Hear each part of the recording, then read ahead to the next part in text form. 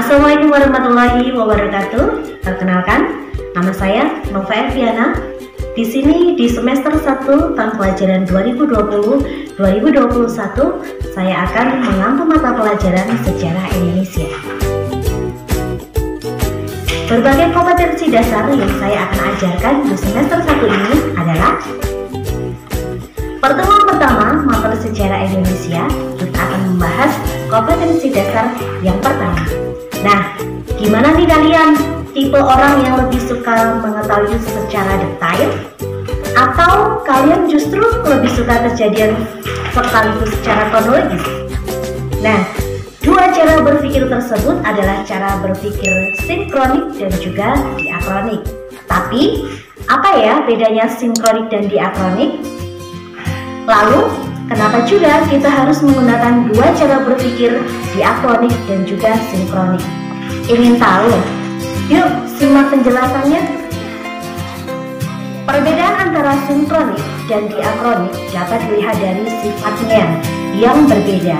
Nah, sejarah dapat dipastikan bersifat diakronik, artinya bahasanya memanjang dalam waktu. Sejarah akan membicarakan suatu peristiwa secara kronologis. Sifat diakronik dalam sejarah mengutamakan gambaran memanjangnya peristiwa dalam dimensi waktu, tetapi dalam ruang yang terbatas. Jadi, kesimpulannya seperti kita melihat sungai yang mengalir dari hulu ke hilir, begitupun sejarah. Peristiwanya mengalir sesuai urutan waktu terjadinya. Hal tersebut berbeda nih dengan sinkronik. Ketika sejarah bersentuhan dengan ilmu sosial seperti sosiologi, geografi, ekonomi, maka sifat sejarah sifatnya adalah sinkronik.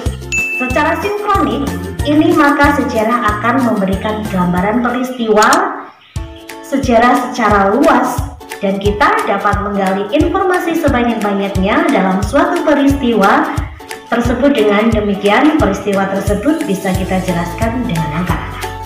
Jadi kesimpulannya, secara berpikir sinkronik dapat membantu kita mengetahui hal-hal detail yang terjadi dalam peristiwa sejarah, sehingga tidak hanya mengetahui peristiwa sejarah secara kronologis saja.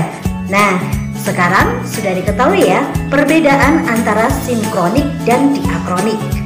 Perbedaannya terletak pada sifat dari masing-masing cara berpikir tersebut. Diakronik mengkaji peristiwa secara kronologis, sedangkan sinkronik mengkaji peristiwa secara lengkap dan mendalam, walaupun antara sinkronik dan diakronik itu berbeda. Tapi dalam mengkaji sejarah, dua cara berpikir ini bisa sama-sama digunakan. Hal ini menjadi penting karena pada dasarnya cara berpikir sejarah secara sinkronik dan juga diakronik saling melengkapi. Pembahasan secara diakronik memberikan pemahaman yang dinamis tentang kehidupan manusia yang terus bergerak, berproses, bertransformasi. Selain itu, pembahasan secara sinkronik memberikan pemahaman yang meluas tentang peristiwa sejarah.